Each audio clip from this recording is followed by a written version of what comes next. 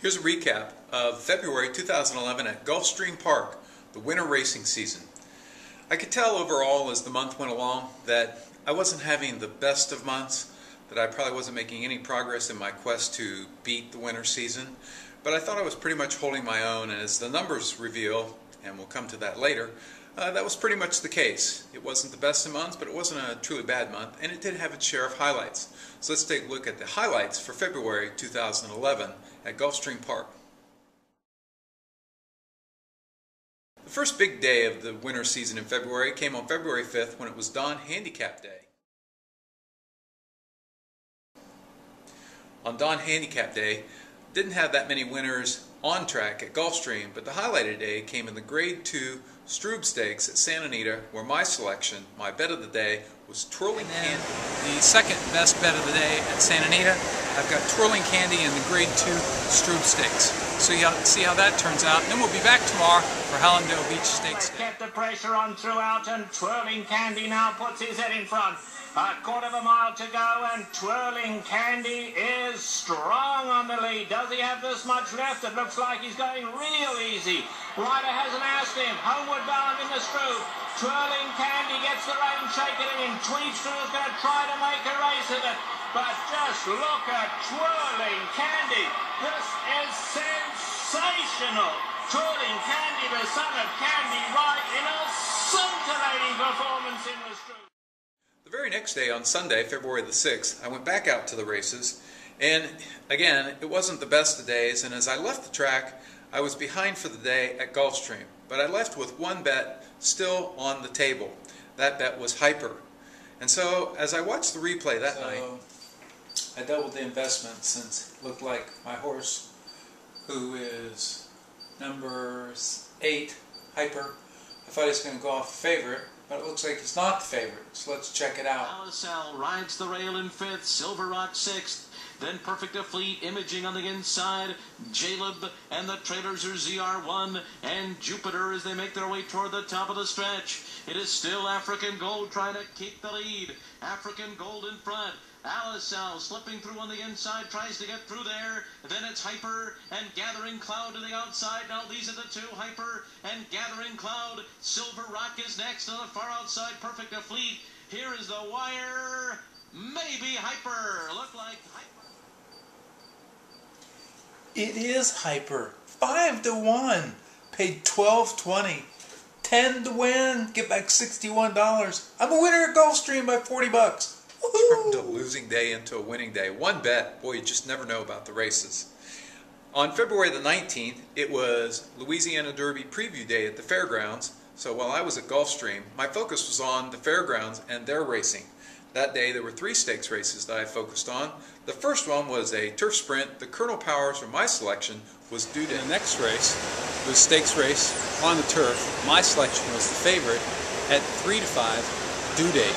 Thought he was going to sit closer to the pace. He's back in the back, and as they came down the stretch... Due Date, in between horses Strike Impact, then Sweet Southern Moon and Delano, into the final furlong. In front, but only just as Southern Region. Between horses, here comes Strike Impact and Due Date on the outside. It's Due Date and Strike Impact. Due Date and... Just up in time. Next I had Beautician in the Panzeretta. Hadn't won in 2 years, but she looked the class of the field. She won. She paid $6.60. And then my bet of the day was Cathman Blue, who I'm really looking forward to seeing run in the Kentucky Oaks. She was running in the Grade 2 Rachel Alexander. Cathman Blue. Best of the day. Best of the day. 3 to 5. What are they thinking about? Cathman Blue? Much the best. Kentucky Oaks bound with Cathman Blue. Bet of the day, much the best. She just keeps getting better and better. After Cathman Blue capped off February 19th, Louisiana Derby Preview Day, it was Monday, February 21st, and we had no school on President's Day, so with my mom visiting, I played the races at home. It was a great day. When it's capped off, by my best bet of the day at Santa Anita, where I had Hooray for Hollywood. Just in front, Meadow Road right there at the rail. In the centre, Hooray for Hollywood, Hooray for Hollywood now up to take the lead. Rothko's right in behind that, and then grip hands. They come for home, Hooray for Hollywood getting in just slightly, but going best as they come past the 16. And it's Hooray for Hollywood is lugging in onto the rail, but will come home to win impressively. Hooray for Hollywood, who went off at 2-1, paid $6.40, and I had triple the investment. So Bob Baffert, 3-year-old, smoking on the workouts, just tons the best. Hooray for Hollywood, paid $6.40 with my triple investment. I got back $48. So after a good day on Monday, I decided to go back out to the races on Thursday, February the 24th. I played the first few races via my iPhone, but then after school I went out on track and I made some bets, and I did okay for the day. The one thing that was a highlight was I got a coffee mug that day with a bet at Aqueduct. And as I left for the day, I was just a little bit ahead, but I had a couple races left to go. The race that really turned things around was at the fairgrounds. I won, even though I finished second. There was a disqualification that put me up, so I was going to win for the day.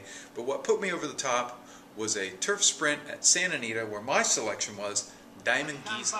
Wide open now, Diamond Giza, Metropolitan Man, Easy Ticket is in there as well. Coming past the 16th pole, and it is still Diamond Giza just in front. Easy Ticket lugging in, but coming Easy Ticket to get up.